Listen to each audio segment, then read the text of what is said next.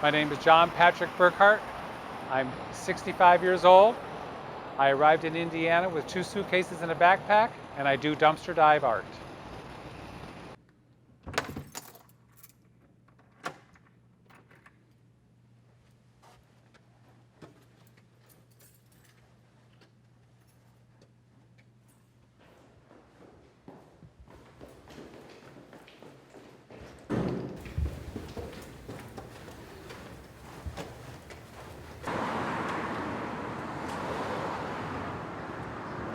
My dad had some surgery unexpectedly done. It wasn't a very good process. They actually thought that at the time he was only going to be around for about 6 months. So with my career being the way it was easier for me to sort of pack up and go home. The best part was that after 6 months, my dad was still alive. It wasn't like he died. Things got better, and we were able to go along for another like 10 years. And those responsibilities were ended for me December 10th of 2012. So I got my suitcases and my backpack, and my next door neighbors took me over to Waverly, New York, and got on a bus and took off. So I was just going through the whole scope of things of where to go, and I remember Indiana, PA. And it took a while by bus to get up here, but I got up here and I didn't know where really to go. So when I did arrive, I went down to, we used to call it the Newman Center, but it's the St. Thomas More Church on campus. And Father Michael was there at the time, and he and his team put me in contact with the homeless shelter in Blacklick. I was, did the stuff to get myself going again, whatever. I had spent my 401k when I was up at home with my mom and dad. I didn't want to use their money, so I really was starting off with nothing, And they helped me find this apartment that I'm in. Got here, and I, didn't want to start doing my Social Security, but I qualified, so it was like I applied for that and got my Social Security checks, and little by little, buying stuff, making stuff, whatever, to make my home. Surely out of necessity, when I first moved here, Sean, I only had my 2 suitcases and a backpack. Yes, I slept on an air mattress, and anything that you see in this apartment did not exist. Everything that is in here is bought at the lowest possible price, that I could get. My kitchen is not a functioning kitchen for a person that likes to cook. So when I knew that eventually I was going to be buying silverware and whatever, I needed a place to put it. So when I go into a store, sometimes I look at something that is, like I said, office oriented, but why can't it be kitchen oriented? It can be. You just make it be what you want it to be. Turn it into something, a little bit different.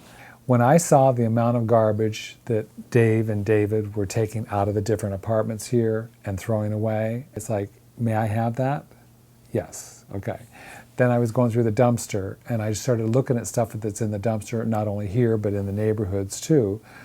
And it's like, people are throwing away. When the semesters change, the college students are throwing away tons of stuff, whatever. And it's just like, okay, I can make something out of that. That was the first thing I did. When I did that, I made 2 of them. The mat made both of those. That was a tatami mat. Do you know what a tatami mat is? Okay, that's a mat that the Japanese people use, that they lay on the floor, kind of a thing.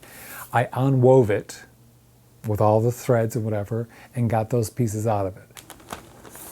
When one of the residents got a television delivered, and inside the box were these little items here. They're called expandos. It's E-X-P-A-N-D, capital O, capital S. This is the future, quote unquote, of what styrofoam peanuts will end up being turned into, or these will replace styrofoam peanuts. There's X number of bumps, X number of holes, whatever. Well, I was playing with them, and trying to figure out something to do with these things, whatever, and it ended up that by putting them together, it ended up that it took 7 of them to make a circle. And so, time on my hands, I turned it into a flower. The bus drivers all got some of these flowers as thank you for a lot of stuff that they've gone through. The meter readers all got stuff, different shops around in town, whatever. I do joke with the people that they aren't to overwater it. We don't want them to, to kill the plant by overwatering it. And I like humor. I mean, you know that. And so when you're saying, what do I do and whatever, it's like, if I see something that I think can be turned into something, that's good. But if I can have fun doing it or have other people laugh at something that I may make out of something that's garbage, then I feel like I'm doing a good job. I'm having a good day, kind of a thing. I relate to my own experiences, whatever. I am a visually oriented person. I don't always draw everything that I have an idea for, whatever. It's in my head, and because I'm very hands-on in most things that I do, I just start working with materials and learn through the process. When I see something or if I have a task at hand for a project, I look at all the directions that people are going to be seeing it, especially in a retail environment. It's the way you look at it when you're coming toward it, and what does it look like when you're coming back. And so you have to look at 360 degrees for quote-unquote presentation. There's things that I learned even in art. I mean, and this will be a prime example right here with this.